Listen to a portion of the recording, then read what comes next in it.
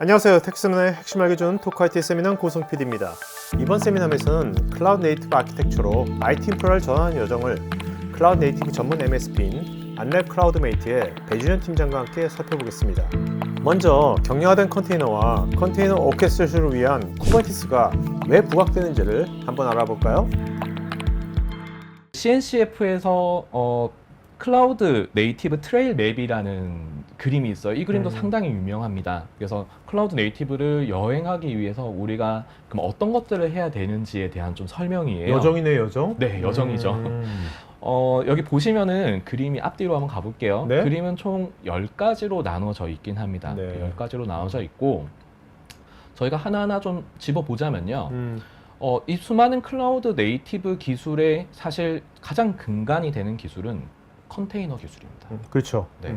컨테이너 기술이 왜 중요하냐라고 하면 이 친구를 매우 작게 만들어도 보통 크게 잘 만들지는 않습니다. 그러니까 작게 만든 컨테이너들인데 지금 현대의 이제 IT에서는 클라우드를 왜 사용하냐라고 물어보면은 확장성과 유연성에 대해서 얘기를 하십니다. 그러면 이제 확장성과 유연성이라는 말을 좀 생각을 해보면 인프라가 사람이 많이 들어올 때는 네, 커져야겠죠. 그렇죠. 근데 이게 커진다와 개수가 늘어난다는 조금 다를 수도 있습니다. 그 스케일 업과 이제 스케일 아웃이라고 하지 않습니까? 그러면 저희가 뭐 가령 월드컵 중계를 한다라고 가정을 해보죠. 그러면 보통 월드컵 중계에서 저희가 뭐 중계 관련 사이트도 운영한 적이 있습니다. 한 40만 명 정도 한 번에 들어옵니다. 네, 피크 치는 네, 거죠. 피크 치는 거죠. 보통 뭐 경기 시작합니다 할 때 제일 많아지고요.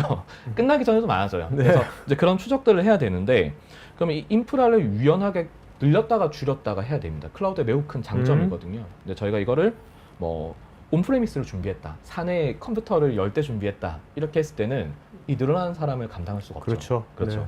그렇다면은 클라우드로 봤을 때 장점이 이제 스케일 아웃이죠. 똑같은 크기를 옆으로 늘려 나가는데 옆으로 늘렸을 때 예전에는 어플리케이션을 일일이 다 설치해야 됐어요. 그렇죠. 들어가서 뭐 인스톨레이션 하고 이렇게 해야 되는데 이제 컨테이너는 그 친구를 위에서 드랍만 시켜주면 됩니다.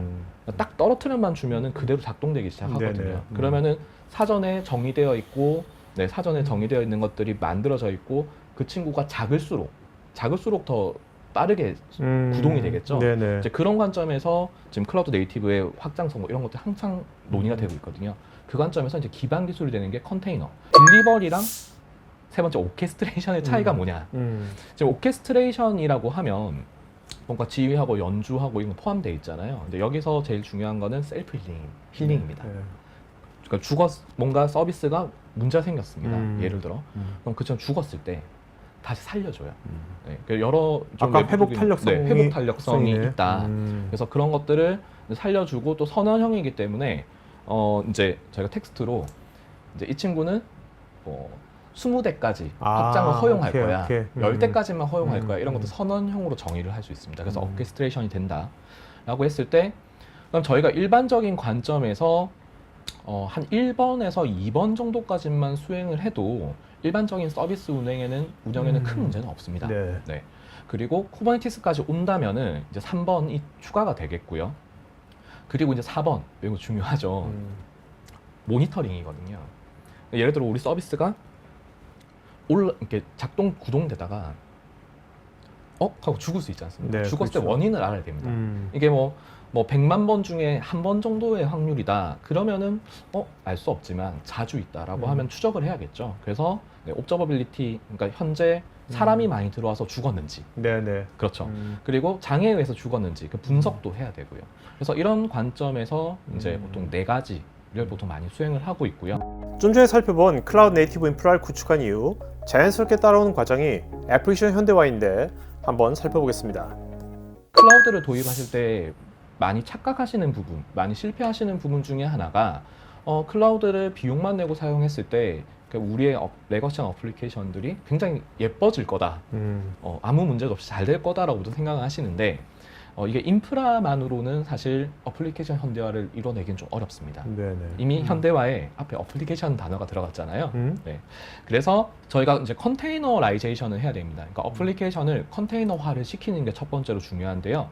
어플리케이션을 컨테이너화 시킬 때 작게 만들어야 되는 것들. 그게 마이크로 서비스들이잖아요. 네. 그래서 작게 만들고 컨테이너화를 시키는 게 첫 번째고 이 작게 만들었을 때 저희가 HA라고 합니다. High Availability. 그러니까 고가용성이죠. 뭐 예를 들어 컴퓨터 2대일 때 한 녀석이 죽어도 그쵸? 하나는 작동을 네네. 하기 때문에 근데 이런 구조를 만들어내려면 어플리케이션이 스테이트 리스한 구조를 가지고 있어야 됩니다. 스테이트 리스한 구조라면 그 반대되면 스테이트 풀이잖아요. 맞습니다. 그러니까 뭔가 스테이트 풀이란 것은 그러면 뭔가 뭐 데이터베이스라든지 스토리지 이런 것들 네, 맞습니다. 같이 연동되게. 그래서 그런 것들을 중앙화를 시켜요. 그러니까 어떤 뜻이냐면 하나의 컨테이너에 정보들을 담아두지 않습니다. 네. 왜냐하면 이 컨테이너는 언제든지 사라질 수가 있기 때문에 이 사라질 녀석에 뭔가 적재를 한다는 건 굉장히 위험하지 않습니까? 네네. 그래서 이런 것들을 중앙화를 시키는데 뭐 예를 들어 세션 정보 같은 경우에는 세션이라고 하면 로그인 같은 거겠죠. 우리가 웹사이트 서비스에 로그인을 하는데 예전 같은 경우에 세션 정보가 서버에 하나, 유저 웹브라우저에 하나 존재를 합니다. 근데 이 서버가 사라지는 순간 네. 스케일 인이 발생할 수 있으니까 사라지면은 다른 서버 HA에 물려있는 서버에서는 서버에 저장되어 있지 않아요. 네네네. 그렇죠. 이런 구조를 다시 중앙 집중화 시키는데 이제 레디스 캐시라든지 이런 친구들을 활용하면서 레디스가 좀 유명해지기 시작했어요. 네. 네. 그 친구는 휘발성이긴 하지만 매우 빠른 처리가 가능합니다. 많은 유저들의 로그인을 담당할 수 있고 그 로그인에서 저희 생각해 보시면 레디스 캐시가 고장이 났다고 가정해 보겠습니다. 모든 정보가 잃어버렸다가 다시 살아났다고 했을 때 유저들이 겪는 불편함은 다시 로그인을 해야 되는 정도인 네네. 거죠. 이제 그런 관점에서 어플리케이션을 좀 작게 만들면서 스테이트 풀과 리스를 구분한다. 그리고 스테이트 풀이 생길 만한 소산들을 어느 중앙 집중된 곳으로 좀 모아준다. 네. 네. 그래서 어플리케이션 자체가 소프트웨어가 좀 변경이 돼야 되는 이슈가 있습니다. 그래서 그런 것들이 정리되고 났을 때 혹은 레거시가 아닌 이상은 현재 거의 다 그런 식으로 만들어지고 있어요. 클라우드의 가장 큰 장점은 GCP, AWS, Azure 등 어느 클라우드를 쓰더라도 다양한 오픈소스를 목적에 맞게 사용할 수 있다는 점 아닐까요? 그런데 워낙 새롭게 나온 오픈소스들이 많아서 선택장애로 고민들을 하고 있는데 안랩 클라우드메이트의 배준현 팀장이 팁 하나를 소개시켜드린다고 합니다. 여기 그림을 보시면 이게 다 오픈소스죠? 네, 오픈소스로 지원하고 있는 프로젝트입니다. 뭐 물론 이제 듀얼 라이선스라든지 이런 정책은 또 확인을 해봐야 되는데 지금 인큐베이팅 받고 있는 것들이거든요. 그래서 수많은 제품군들이 있고 엔지니어들이 어떤 것들을 좀 공부를 해야 되냐, 좀 어떤 것들을 공부를 해야 좀 핫할까, 좀 미래적으로 도움될까. 어떤 것이 뜰까? 그렇죠. 그럴 때 보시면 여기 크게 나와 있는 친구들을 보시면 네. 상당히 좀 도움이 되지 않을까라고 네, 생각을 해요. 보시면 고전 강자인 뭐 젠킨스 같은 것도 보이지만 현재는 아르고라는 친구를 통해서 CI/CD 배포를 상당히 많이 하고 있습니다. 네. 그래서 좀 스타트업이나 젊은 친구분들은 지금 젠킨스보다는 아르고를 훨씬 아르고가 선호하고 있어요. 왜 이게 뜨는 거예요? 확실히 좀 오픈 소스화 되어 있고 젠킨스를 좀 사용해 보신 분들은 이거 쉽지 않다라고 생각이 드실 거예요. 젠킨스는 왠지 딱 들어가 보면 화면이 좀 올드해요. 네. 좀 아르고는 좀 뭔가 색감도 있고 좀 예쁜 느낌입니다. 뭐 선원형이나 왜냐면 젠킨스 같은 경우에는 예전부터 만들어진 거기 때문에 저 친구를 다루기 위한 기반 기술이 쉘 스크립트입니다. 그러니까 리눅스 쉘 스크립트를 좀 다룰 수 있어야 젠킨스를 잘 운용을 할 수가 있는데 또 젠킨스를 사용할 때 쉘을 좀 잘 모르시는 분도 있을 수 있잖아요. 그렇죠. 네. 이제 그런 분들은 좀 어려워하시고 하기 때문에 또 아르고에서는 GUI 그러니까 그래픽 유저 인터페이스로 좀 설정도 할 수 있고 또 여러 가지 설정할 수 있죠. 그래서 이런 여러 가지 제품군들을 통해서 이제 클라우드 네이티브를 좀 익힐 수 있다. 그리고 이런 기반 기술들을 익힌다면 어떠한 벤더사의 아키텍처를 우리가 설정을 하더라도 이런 것들을 조합을 통해서 같이 그런 여기서 수행할 수 있다. 네모난 박스가 큰 박스들 있잖아요. 네. 상단에. 네. 저거는 팀장님이 크게 한 거예요? 아니면 이 CNCF에서 크게 해서 아예 이렇게 딱 만든 거예요? 이 그림은 제가 손댄 게 하나도 없습니다. CNCF 쪽에 랜드스케이프라고 검색을 하시면은 현재 이렇게 나와 있어요. 아이씨. 네. 그럼 이게 또 시간이 지나면 또 저기 좀 바뀌죠. 바뀌겠네. 네. 제가 그래서 예전에 스크린샷을 했던 거랑 지금이랑 또 모습이 좀 달라요. 그렇네요. 네. 그러면 이런 클라우드 네이티브 쪽 관련한 분들은 이 랜드스케이프 쪽을 뭐 한 분기에 한 번씩은 가서 보면 맞습니다. 좋겠네요. 매우 중요합니다. 저희도 내부에서 이제 신입들이나 내부에서 세미나를 할 때 사실 이 이 장표보다는 사이트 자체를 많이 들어가요. 네, 네. 들어서 보여드리면은 그렇겠네. 네, 이런 기반 기술이 있고 여기도 위에 보시면 다 분야들이 정해져 있거든요. 네네. 밑에 보시면 아까 데이터베이스 부분을 저희가 훑어봤죠. 위에 보시면 어플리케이션 정의 그리고 I see. 컨테이너화를 어떻게 시키는지 이제 그런 것들에 대한 정의를 위한 도구들. 그리고 여기 보시면 젠킨스랑 아르고 논의를 했었잖아요. 네. 보면은 CI/CD, 컨티뉴어스, I see. 네, 인테그레이션, 딜리버리, 뭐 스트림 메시지, 서비스 메시 통신에 대한 것들까지 그 주요 기술들을 다 합치고 나면은 이게 클라우드 네이티브 기술의 모음이 되는 거예요. 이 사이트에서 네. 이 페이지에서 저 네모난 걸 눌렀어요. 네. 누르면 상세한 설명이 좀 있나요? 상세 설명이 나옵니다. 좀 도움이 돼요? 그렇죠. 이제 들어가면은 예를 들어 뭐가 코마티스로 들어가면 당연히 코마티스의 그렇겠죠. 다큐멘테이션으로 갑니다. 그럼 네. 어차피 소스 코드도 공개되어 있고 네. 고랭귀지로 되어 있기 때문에 저희 엔지니어들도 또 쿠버네티스 내부를 같이 학습하시는 분도 있으시거든요. 그래서 소스 코드가 또 다 공개되어 있는 것도 큰 장점입니다. 네. 네. 마지막으로 국내 대표적인 전자기업에서 클라우드 네이티브 프로젝트를 구축한 안랩 클라우드메이트의 배 팀장의 설명을 들어보겠습니다. 여기 그림의 특성을 보시면은 첫 번째는 구글입니다. 네, GCP에 있는 이제 쿠버네티스를 활용을 하고 있다라고 하나 정의가 되어 있고요. 두 번째 보시면은 같은 서비스인데 이 같은 서비스인데 애저에 있네. 네, 애저에도 올려놨습니다. 음. 그 세 번째로 AWS에도 올려놨어요. 저거 똑같은 서비스를 저렇게 올려놓은 이유가 뭔가요? 그 고가용성 때문에? 고가용성 때문이죠. 아무래도 뭐 저희 핸드폰에 보시면은 뭐 이렇게 음성 대답을 해준 친구가 있잖아요. 그런 그렇죠. 친구 같은 경우에는 만일 서비스가 멈췄다. 뉴스에 나올리지 않겠습니까? 이제 그런 것 때문에 내부 엔지니어들도 굉장히 고심을 많이 하고 있고요. 근데 이제 이렇게 여러 군데 지금 같은 기능도 여러 군데 이제 뿌려놨잖아요. 이때 어떠한 장애 메시지를 봤을 때 추적하기가 상당히 어렵습니다.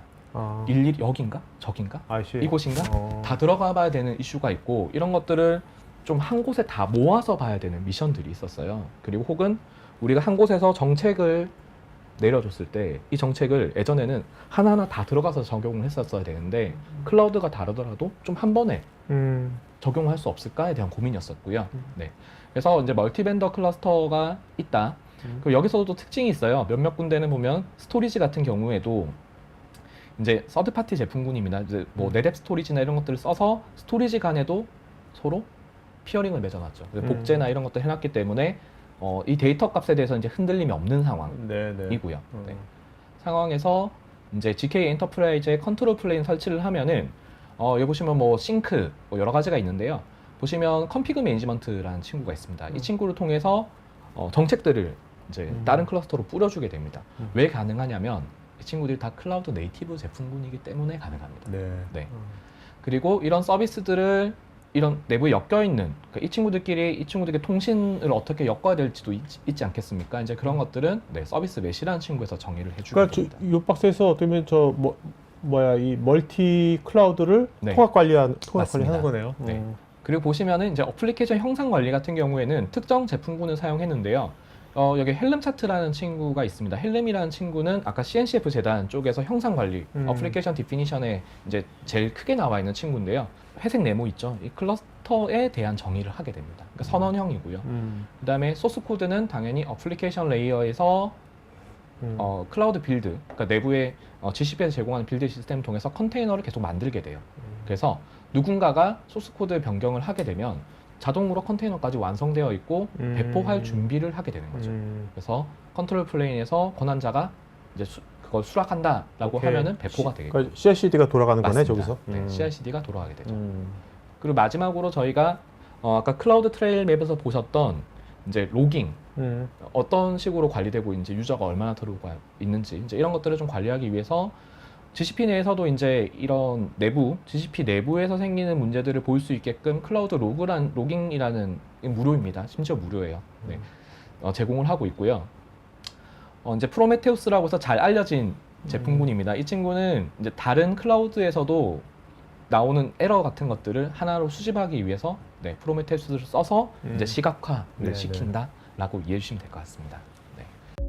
구글 클라우드 서비스인 GCP에서 컨테이너, 쿠버네티스를 사용하는 것에 관심 있는 분은 우측 상단에 카드 링크를 클릭하시면 관련 영상을 보실 수 있고 관련 문의는 여기 메일로 하실 수 있습니다. 지금 보신 이 세미나 영상은 제가 진행하는 토크IT의 토크형 웨비나 내용 일부를 재구성해서 스토리텔링한 영상입니다. 여러분 회사의 솔루션이나 신기술에 대한 자연스러운 토크형 웨비나를 진행하면서 지금 보신 세미나 같은 영상을 제작하는 것에 관심 있으신 분은 우측 상단에 카드 링크를 클릭하시면 관련 서비스 내용을 보실 수 있고, 여기 전화나 메일로 문의 주시면 친절하게 상담해 드리겠습니다. 테크 전문 채널 토크IT에서는 IT 인프라 관련 다양한 전문가들과 언제든지 상담하고 소통할 수 있는 구해줘 IT 인프라라는 공간이 있습니다. 구글에서 한글로 토크IT 치시거나 우측 상단의 링크를 클릭하시면 됩니다. 여러분의 좋아요와 구독은 컨텐츠 제작에 큰 힘이 됩니다.